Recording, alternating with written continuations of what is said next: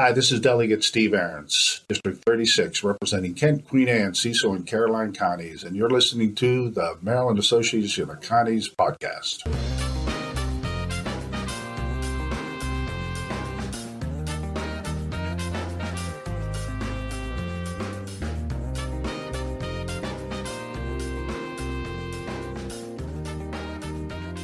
Welcome back to the Conduit Street Podcast. This is your host, Michael Sanderson. They have once again empowered me with the microphone and the conch shell and a special guest. So for your enjoyment, I have a conversation today with an interesting guest, someone who's been thinking about Maryland policy and politics in the same way that you and I have, and for quite some time. Welcome to the Conduit Street Podcast, Josh Kurtz, the one-time founder and editor and writer for Maryland Matters and Man About Town in Annapolis. Josh, welcome aboard. Thanks so much for having me, Michael. So, Josh, you sort of shook the foundation of the Maryland political establishment a little bit with an announcement recently that you were looking to step away from this game. You've had a nice long run thinking and writing about Maryland policy and politics and so forth.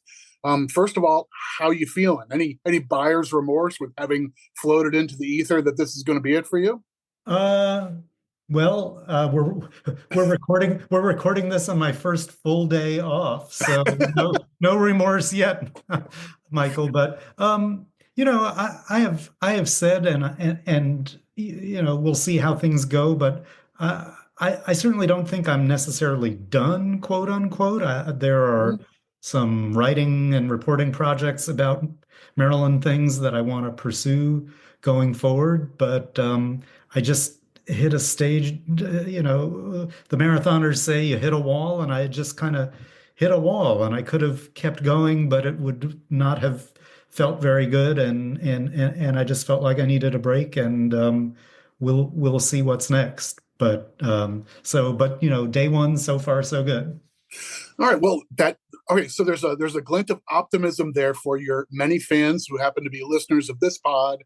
Or folks who just gathered that you were our guest and wanted to listen to this one shot, that maybe there's an opportunity to hear more and read more from you down the road. So we'll put a pin in that, and we'll call that a good potential future development. But let's take a minute in the rearview mirror and talk a little bit about your path through this kind of stuff. I'm deeply interested in policy and politics at the state level, in and around the state house, the legislature, and all the the personalities and things that go into that.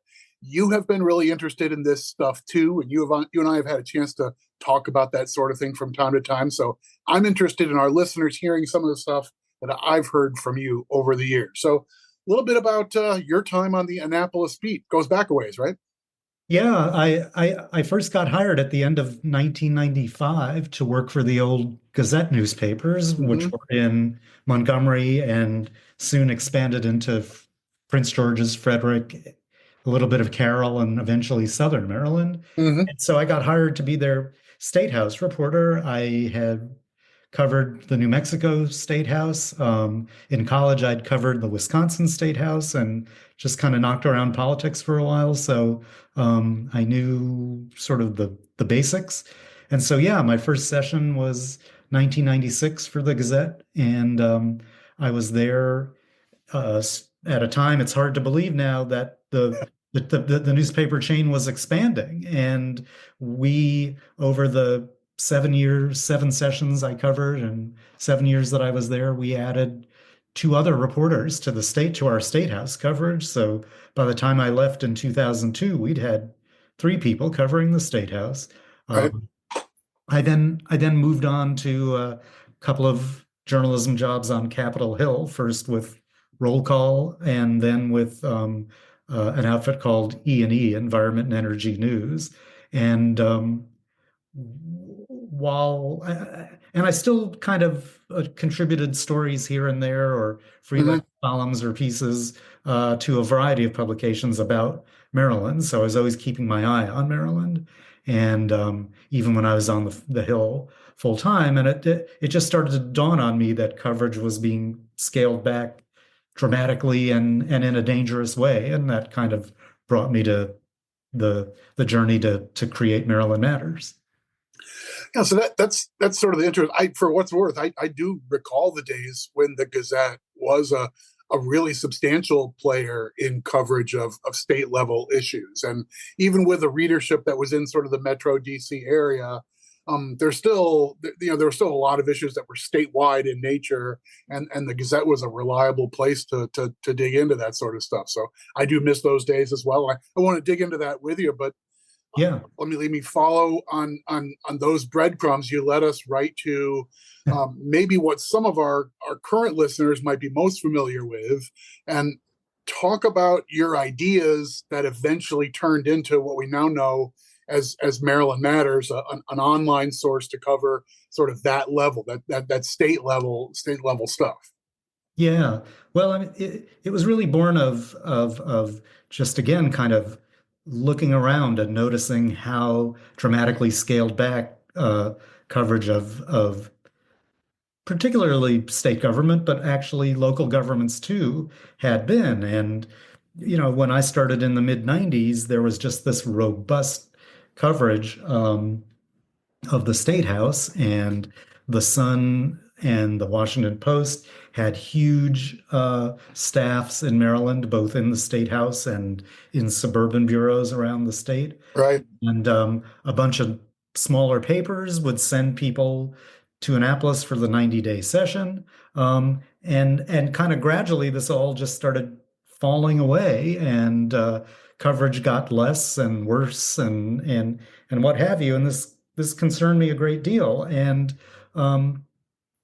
so literally around 2014, I started thinking, I had always kind of almost jokingly said, there's, maybe one day I'll start a website that focuses on Maryland politics. But I started thinking about it in a serious way in 2014. And at that point, there had been some publications, nonprofit publications, that had started up in other state capitals and seemed to be doing great journalism and, if not thriving financially, at least surviving financially. And so I kind of looked at those models and working with some other folks, tried to get something started. But it was a long and arduous, and I would concede not very well thought out process. And it took a lot of twists and turns that I didn't anticipate, but it also, I mean, we also met some angels along the way in ways that I didn't anticipate. So, I mean, eventually we got to where we are today, and I could happy to talk about that some more, but that's sort of the genesis anyway. Yeah, I'm interested in the sort of alternative structure that's required to offer a product that is on the surface free. Right. Just as I think it's interesting at lots of different levels. As a news organization, it's an interesting challenge to maybe decide whether you become advertisement based, right, or whether you become a recipient of grants from well-meaning nonprofits and the like, right, or right. do you rely on the kindness of not strangers but followers and readers, the sort of user pays what they're willing to model, Right. or some combination of those. It seems to me, absent charging at the coin box for the old newspaper, the old school style, you need to have a way to keep the lights on, and that is its own challenge. Even if the most thoughtful writer may not be the business magnate to be able to work through all that stuff. And I know that was a challenge for you in the early days, for sure. That was definitely the challenge. And actually, way back in 2014, we thought about possibly creating a subscription model where everybody would just pay to read us. And we kind of, we only did back of the envelope math, but we kind of concluded that there weren't enough people out there willing to pay what we needed to sustain it. Right. Yeah. To sustain it. So we decided on the nonprofit model and started shaking the tin cup. And and as you said, Michael, it was kind of a combination of a few big foundations who were able to give us substantial or at least decent donations, and then the rest came from readers, and that's, with some variation, that's more or less been the model ever since. Right. I mean, it seems to me there's a parallel here. Forgive me for being policy nerd for a moment, No, but you sometimes have this comes up in public policy as well. I'm a big fan of talking about this. I used to teach an economics course and so forth, but the idea of when is it right to have the user pay, and for like a government service, you have this: should something be supported by taxpayers at large or by the users of the service? right. And you end up with some examples on opposite ends of the spectrum where the argument is really clear. You might say, well, for a life-saving inoculation, the last thing you'd want to do is make people pay because it would reduce participation. Right. But I think it seems to me that like your heart is pure about, I want more people to have access to information about what's happening at the State House and with policy that's going to affect them. So the idea of, well, you're going to have to pay $500 a year to get my service ends up necessarily reducing the breadth and scope and reach. Right. And that might be antithetical to what you felt was the right way to do this, I have to imagine. Yeah, I mean, that's very true. We've been committed to not having a paywall. We've been committed to not taking ads, though we have thought about that at times, but simply because it makes the reader experience less pleasant and makes the website bulkier. And Right. and so, we really do depend on the kindness of strangers or readers and the occasional rich person. And I mean, it's a funky construct, but in some ways it's just an updated version of the way things have always been. I mean, most newspapers always, you always had to pay something to read it, and there were ads galore in most papers for many, many decades, and that's what sustained that model. And now, I mean, there are many different models. Some seem to be working better than others, but I think when the internet kind of came into being, people stopped thinking they would have to pay for content, but they really ought to be paying for content, and whether that's a voluntary contribution or a subscription. I mean, I think, if people value the news and what they're learning from various publications, then it's worth that investment. Yeah. It's an interesting economic discussion in modern times in lots of different venues, right? In entertainment, like music. I'm a big music consumer, and for years and years, I used to go out and buy CDs and I have stacks of CD boxes still in my basement. Right. But nowadays streaming services are the more convenient way for a casual listener. Like, I'm not an audiophile. I don't need to have, the super high end, the files and all that sort of stuff. So I'm fine just streaming stuff from a service. But that means that the generators of what used to be a $18 compact disc now have to count on whatever, a seventh of a cent per play or something like that. So it's just upended these models, and I'm with you as a user. I feel a duty to support a public radio station, and our organization has supported multiple media sources around Annapolis who cover things that are important to us. So but it's an evolution. I think that's fair. Yeah. We my wife and I support WPFW in DC, which is a Pacifica station, and they always say that 92% of their listeners don't give them a dime. Right. And I think that's about been the case for our readers too. I mean, maybe a little lower, but it's probably 90% do. And I mean, would we like it to be more? Absolutely. But it is what it is. And, knock wood, we've been able to sustain so far.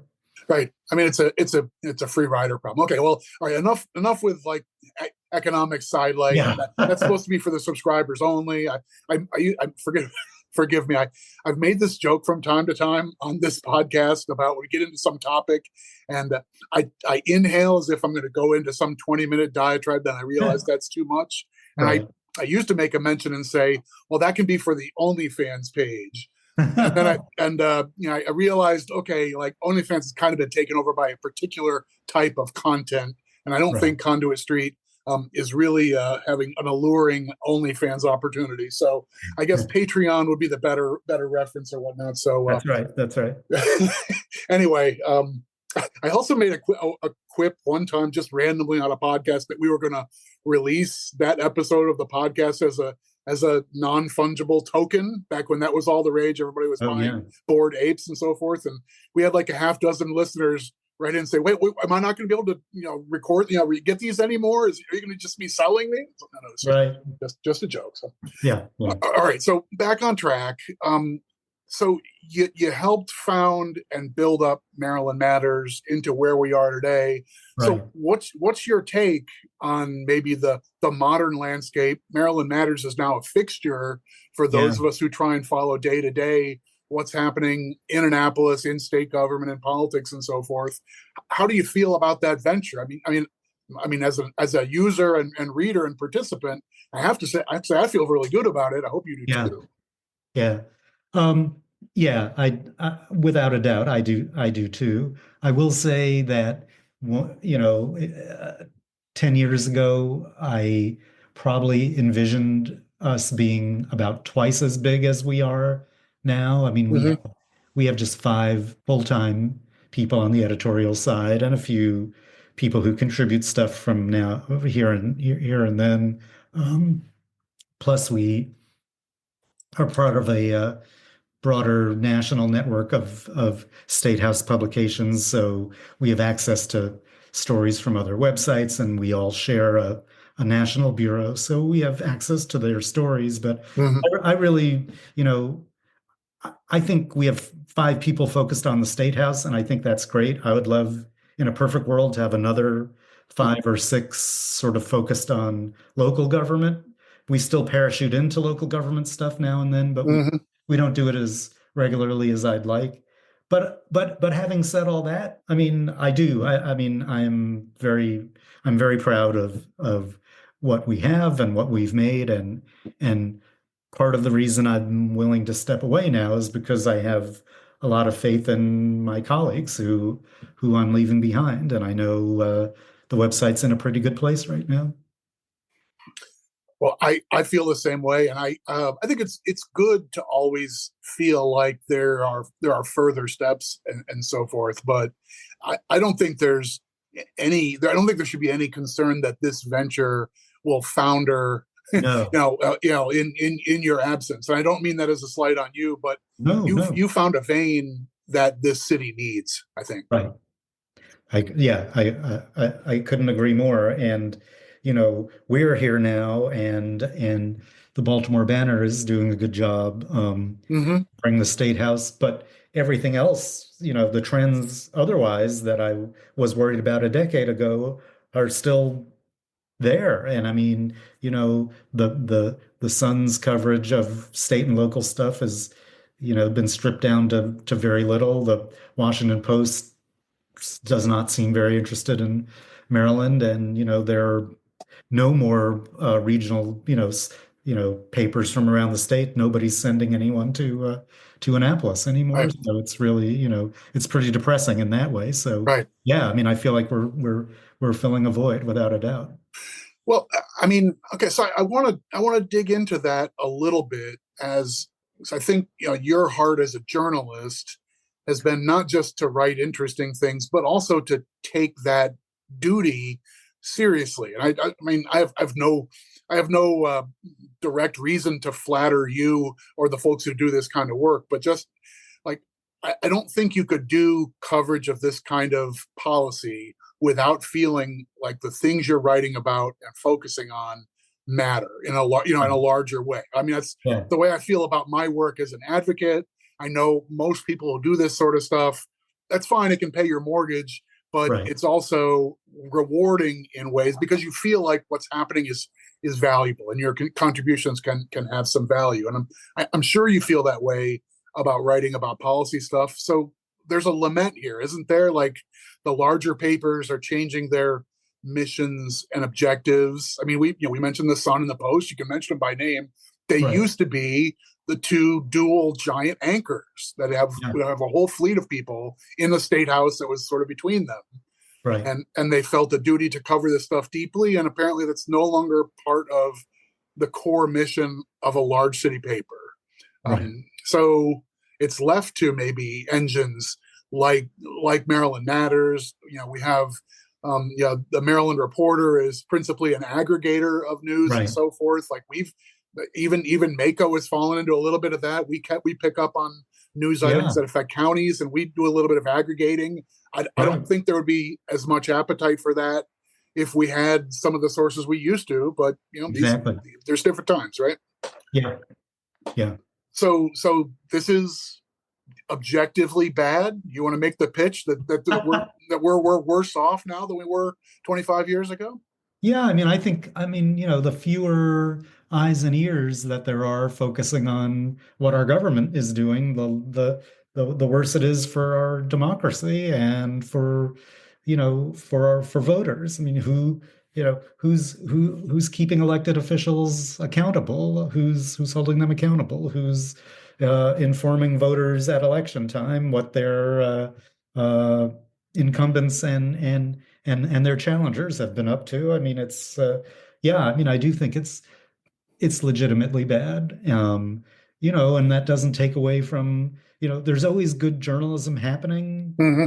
but there just isn't enough of it. And particularly in this age of social media and sort of very divided. People's media consumption has been kind of splintered into 1,000 pieces. So, you're not really sure who's providing reliable information. You're not really, sure who the good actors are. And so, I mean, I think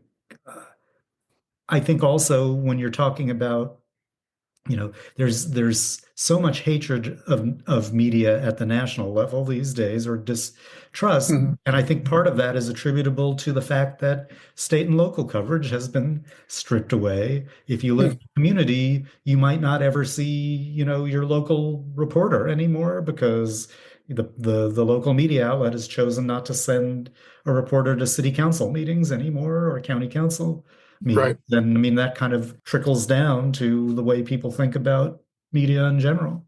Mm.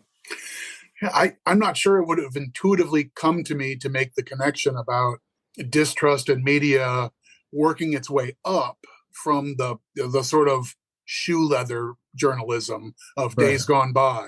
Right. But there may be something to that. There's something that connects you to people you see in the grocery store or at the local meeting or that sort of thing. Right. That's just different from distant faces on a piece of paper or pixels on a screen, I guess. Yeah, I think so for sure. Yeah. And so like who has the role, the old role of the fourth estate, like the theoretical journalists are an extension of the people to help hold their leaders accountable and to stand in where it's impractical for every person to follow every issue. You have a team of people to help do that for you, and they Right. write for the local newspaper and they call out mistakes or untruths or things like that. And that's a more diffuse duty and responsibility, and apparently doesn't sell enough papers. Yeah. Well, yeah, don't get me started on the economy of the media business, but I'm not a young man anymore. I still very much believe that's the principal role of news outlets. And I'm not sure, as they fade away or scale back their coverage, I'm not sure anyone is sort of picking up the mantle. People can feel free to disagree with me about that, but I mean Yeah. that's kind of what worries me. It's been a slide of some sort, and I think it's difficult. One of the things that's tough is these things don't happen off a cliff. It's Right. not. I mean, you do have one newspaper closes, and then another one announces that they're going to shut down the Annapolis bureau, and those are big moments. But it's not as though there was 1 year where between the 2017 and 2018 sessions, that's where everything fell apart. Yeah, It's right. bit by bit. It's an erosion, right? So Right. Well, I mean, you and I have, we've both been around for such a long time that we have kind of the long view, and yeah, and you're right, it doesn't happen quickly, but you can still see it happening in real time too. right, right. So let me ask if are there things that have been, I mean, technology ought to, in addition to small d democratizing content distribution and so forth, for lack of a better term, the things that stand in for what used to be capital J journalism.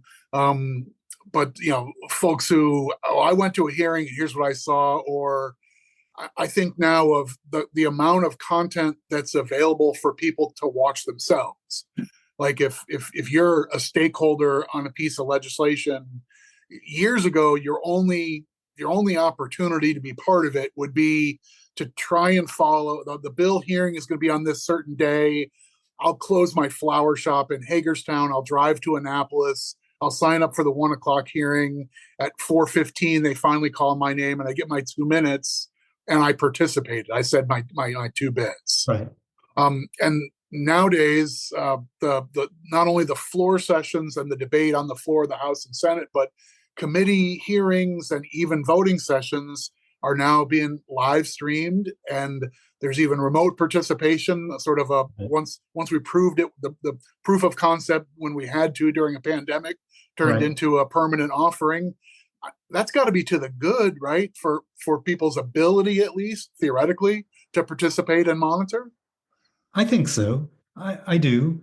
I do think, though, I mean, if you're an advocate, I don't think there's any substitute to, and granted, it's not always possible for everybody for the very reasons you just described. But I think for an advocate, it's extremely valuable to be, for lack of a better term, in a legislator's face and just like be physically there and let them know you're there and interested in their proceedings and watching them. And, if there's an opportunity to grab them in the hallway for 60 seconds, I mean, that's extremely valuable. I mean, the thing I hated most during the pandemic about covering the scene was just like, you missed the serendipity of running into someone and picking up a little piece of intel that, yes, you could call them up on the phone but it just, or watch their hearing, but it just wasn't the same.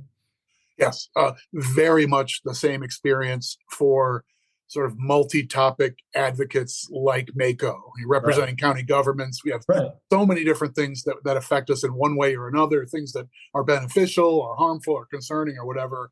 And just the standing in the hallway between two committees for 3 hours turns into a dozen and a half short conversations, and almost all of that became short-circuited in 2020 and for the most part in 21. Right. So yeah, there was a lot lost. It makes you appreciate the face-to-face. I completely agree with you there. And I participated in a public hearing this session remotely because it was a snow day and they gave everybody an opportunity to just switch to remote. I took advantage of it and regretted it. Despite the lousy weather, I felt really far away and like unlikely to get any questions or follow up on my comments. And of course, I'm sure my comments were sterling and insightful and would have triggered much rancorous and helpful debate had I only been in person. Probably kidding myself there. But at least you were safe. You were not out on an icy road somewhere that you shouldn't have been on. So I mean, it's a trade-off. I think they've done the right thing to continue the option in some way, even if it is a second best. Right. Yeah. Oh, yeah, for sure. I mean, it's made the legislature that much more accessible for certain folks, and that's a good thing. Right.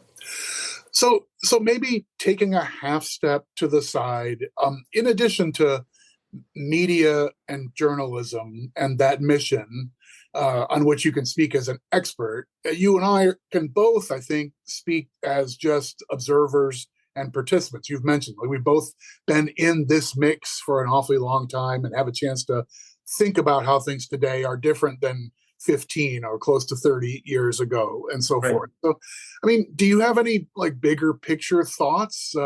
You're in civilian life and maybe things are a little bit different than when your face and namesake was connected to a particular masthead, but like any freeform thoughts about what's happening in Maryland politics or in state politics in general that you find interesting or noteworthy?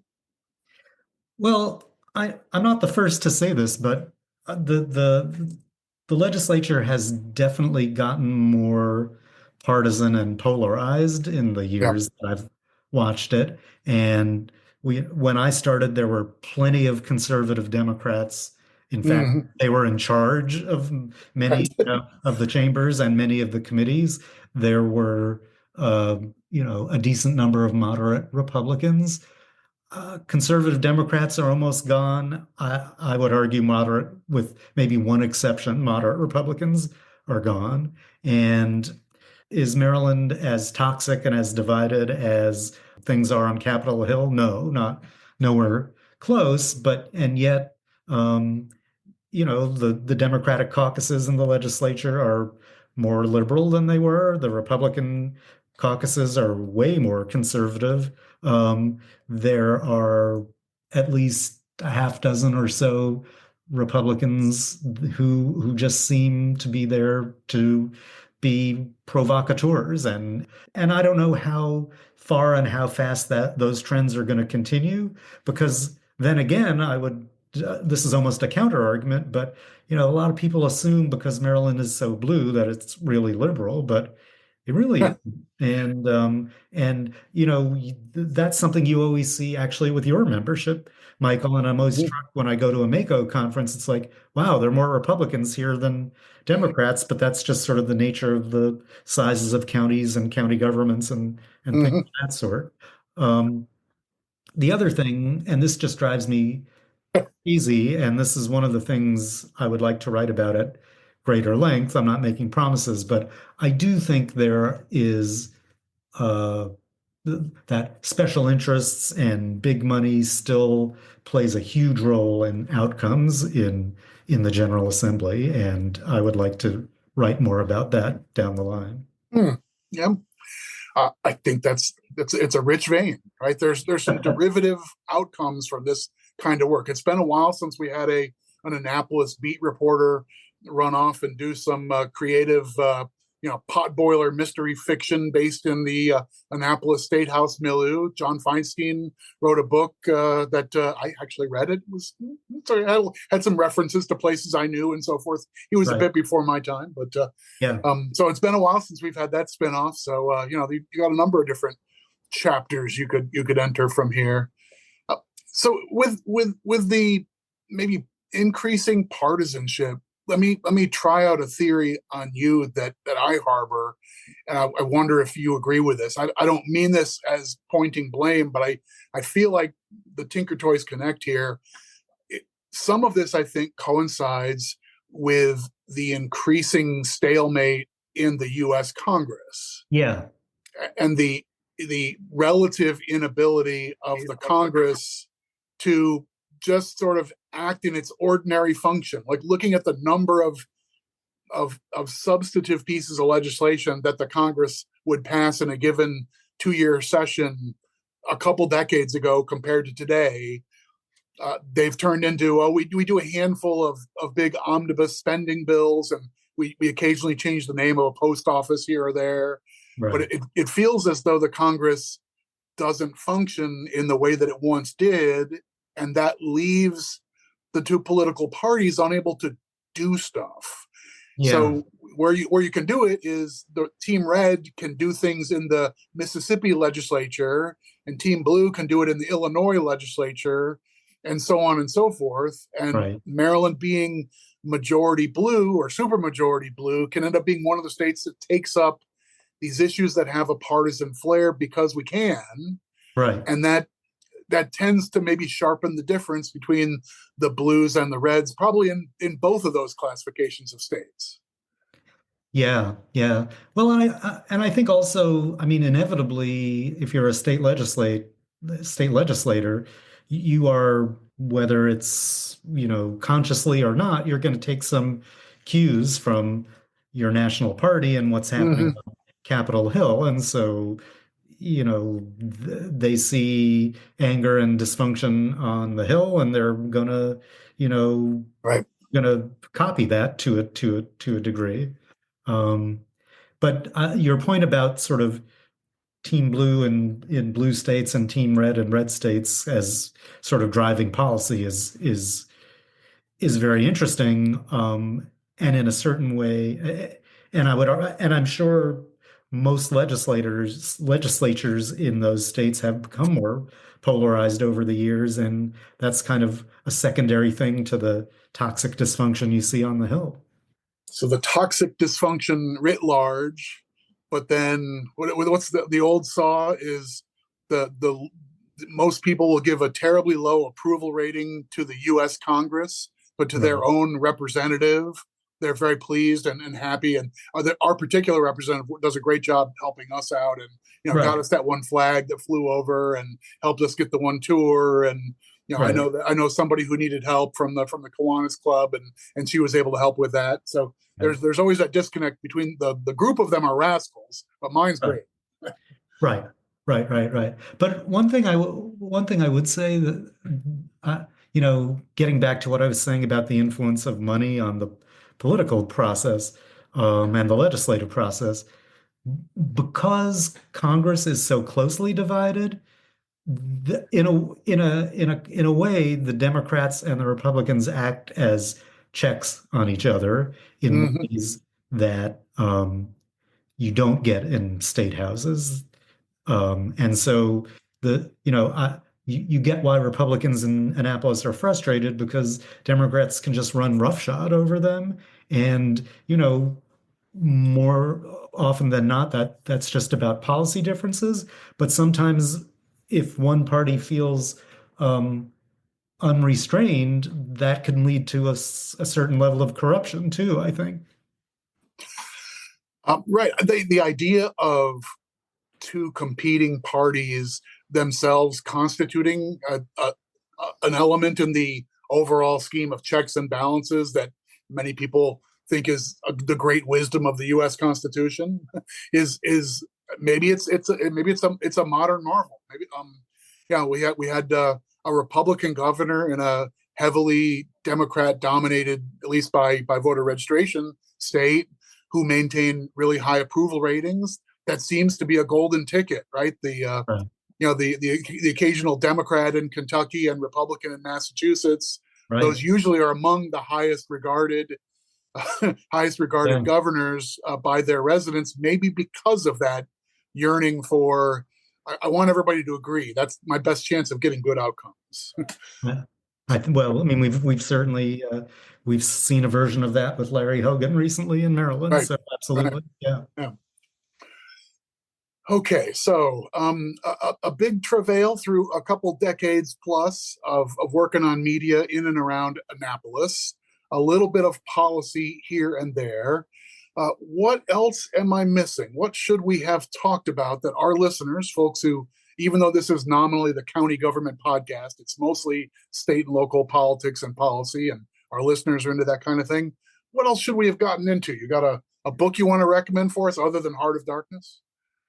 Oh man, that's very interesting. Obviously, your membership and the folks in the legislature are, dealing with some very tough budgetary times now, and Right. and whether you love what's going on in DC or hate it, I mean, there is this sort of unprecedented level of uncertainty right now that is going to trickle down to the states and to local governments. I mean, you're having constant discussions about that, and Right. episodes of your podcast about that. That's something we could have spent a whole episode talking about. For Uh, sure. it's funny because I just reread after Jimmy Carter died, a book about the 1976 campaign called Marathon, and it by Jules Whitcover, who used to be a Baltimore Sun reporter. Yep. Yep. And it was an incredibly insightful and comprehensive book. It's usually, when people talk about the greatest campaign books of all time, it's usually not mentioned, but I actually think it might be the greatest campaign book of all time, not only because it was a fascinating race in both parties, and it was the first time they had open primaries that were so open in both parties. But really, Carter's rise said something about the changing South that I think is still relevant today. There were tons of people mentioned in the book who were kind of young, up and coming operatives then who are now sort of wise and respected operatives now. Also mentioned, included in the book is a guy named Jim Rosapep, who was deputy campaign manager for the presidential campaign of Fred Harris. So, I mean, but it is just a really comprehensive book and a well-written book about how campaigns run, but also how they were covered back then. And I read it many years before, and just rereading it kind of reopened my eyes a little bit. I like the recommendation, and knowing the kind of folks that some of our readers are, we might get a few takers on that. So Yeah. rush to the library and grab your copy, or find yourself a nice used bookstore version. I love the old dusty, musty That's right. used bookstore. That's good. That's a good hour well spent. Working through the politics and history section of one of those. I love that. Exactly. That sounds good. Any other final messages or over to our listeners? Well, I mean, really, just first, thanks to anyone who has read us, who has contributed to Maryland Matters, who has offered encouragement or, frankly, sharp criticism. I mean, thank you. That's what it's all about. And since I announced a couple of weeks ago that I was leaving, I've just been showered with nice notes and praise, and it's been frankly a little overwhelming. It's not something I'm used to, but it's been really gratifying too, and something I'll always keep with me. So I just wanted to say thanks to everybody. Well, glad to be the venue for you to do so, and I'm glad to be among the many voices who have really benefited from your voice and your perspective over the years. The commitment to getting Annapolis on people's minds, even as things are shifting elsewhere, I think it's paid off for a lot of us. So Mako is happy to make an annual support to Maryland Matters and to the other news sources around town who do this kind of work. I agree that it's important. We benefit from it, and I think the citizenry do as well. So feel good about that. You ought to feel good about this part of your quest, and it sounds like there may be chapters ahead, and many of our listeners will join me in looking forward to them. Folks, we're going to leave it there for this episode of the Conduit Street Podcast. My thanks to our guest, Josh Kurtz, longtime founder and contributor to Maryland Matters, and now civilian man about town. If you enjoyed this episode, as I hope you did, go ahead and smash that 5-star review. That's the best way to let other folks know what they've been missing out on. And you want to subscribe to all of our feeds from the Conduit Street News, our blog, and on social media as well. I don't say X, I still say Twitter. I can't get over it. Maybe I'll try and get over it at some point. Anyway, that's it for this episode. On behalf of Josh Kurtz, our producer Chantel Malcolm Lim, this is Michael Sanderson. We will talk to you soon.